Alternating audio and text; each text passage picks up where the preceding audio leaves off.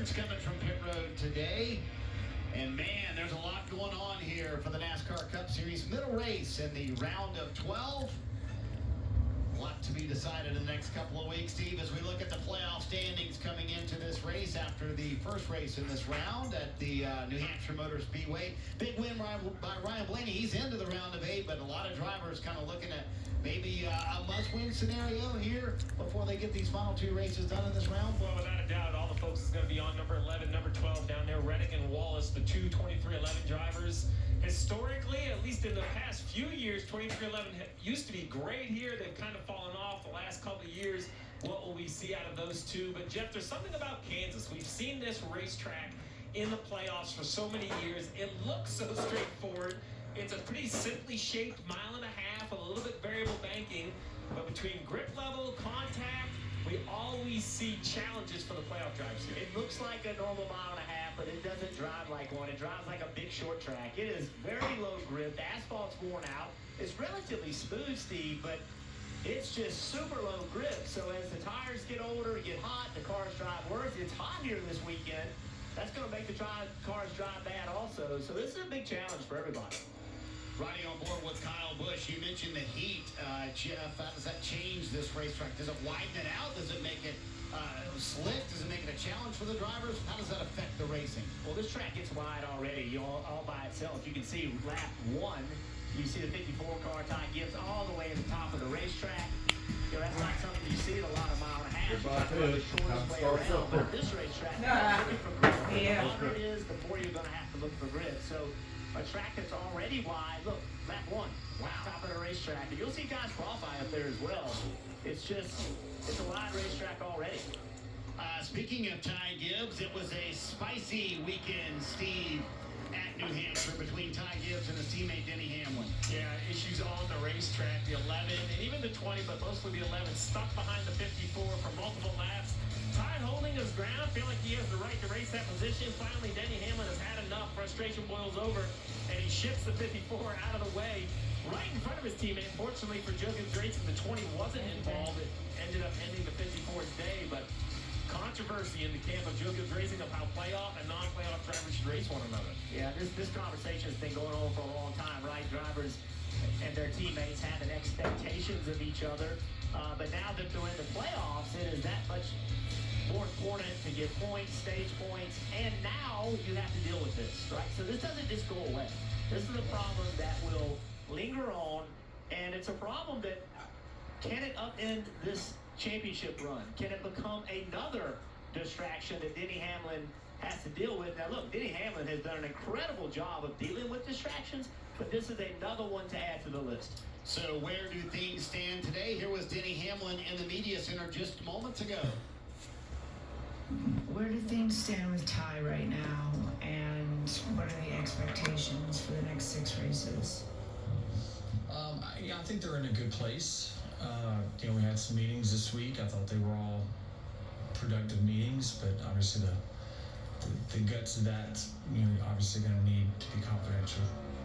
Microsoft Sports, if you want to talk about what was said, can you say, like, did all the drivers get to speak, and did you had asked for leadership to kind of step in? Do you feel like they did that? Yeah, all the drivers had an opportunity to speak and try to come up with a plan, and I think we did our best to come up with one. That's it. That's all I have. So, no, is there anything after 5 or 6 days that you feel like you should have done differently at New Hampshire? Yeah. Well, I mean, certainly, absolutely. I think that I definitely got hotter under the collar. It went too far on my end, and certainly there's things that I wish I could have done a little differently. Steve, what was your takeaway from that? What did you learn from what Denny had to say in the media center? Well, it seems like a veteran driver that wasn't going to say a whole lot of anything. He confirmed that there was a meeting. I agree. I mentioned last week, and I still believe this, that I think this is a much bigger conversation than just Ty Gibbs and Denny Hamlin. I think it could be that way if Ty Gibbs was just another driver, but he's also the grandson of the team owner. And the other 2 drivers are also in the playoffs. So they have 3 playoff drivers, 1 non-playoff driver. The non-playoff driver is Ty Gibbs. What are the rules of engagement? Jeff, I don't think you and I need to know, or perhaps even should know, but as an organization, I believe it's important that the 4 drivers racing under one banner knows what's allowed and not allowed. And from Denny's comments, I can't tell you. I don't have any more clarity, but then again, I guess I'm not owed clarity. We'll see how they race on the racetrack. Well, I think that's a great point. You know, a lot of conversations happen behind closed doors. You and I have been part of those conversations in regard to the teams that we drove and raced for.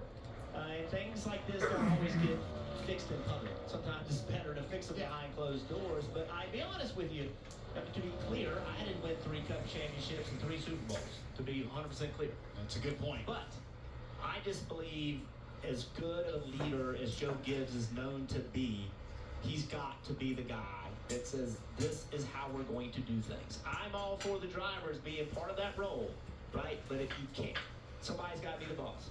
And if you have drivers that have different opinions, then who's going to be the boss, right? And so leadership in these situations matters. And I'm sure Joe Gibbs, you know, like I said, he has proven that he is a leader and he knows how to lead people. So I'm not doubting him. But it would be, I would have loved to hear Denny say, yep, Joe got us together and he got us all lined up. We're going to do it like this from now on, right? But we didn't hear that. But I'm going to give Joe Gibbs the benefit of the doubt. He has earned it. Well, and to that point, you know, Denny did say midweek, and Bob Pockris mentioned that, hey, you know, you said you wanted management to step in. Coach Gibbs, after the race, said, I'm going to let the athletes worry about this and let them decide how this goes moving forward. So we'll see how it plays out. I don't think anything plays out on track, Jim.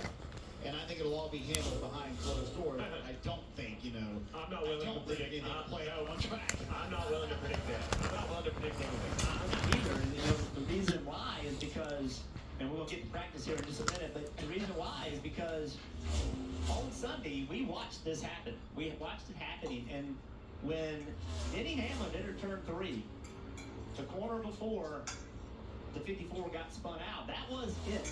That was the signal. Hey, man, I've had enough. I've run you up the racetrack. We've been dealing with this. At that point, Ty should have known, okay, that's it. He's had enough. And Ty didn't know that. Ty drove it into turn 1 just like he had. So there was a miscommunication on that day.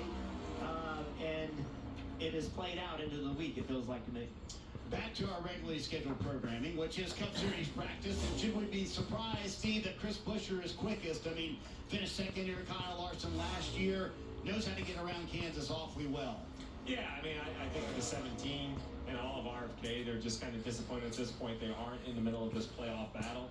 Their growth from 2 cars to 3, I think, was very successful with their 3rd car, but it definitely maybe took something away from the first 2. So they have this finish of the regular season day, finish up their season to try to get some momentum heading into next year.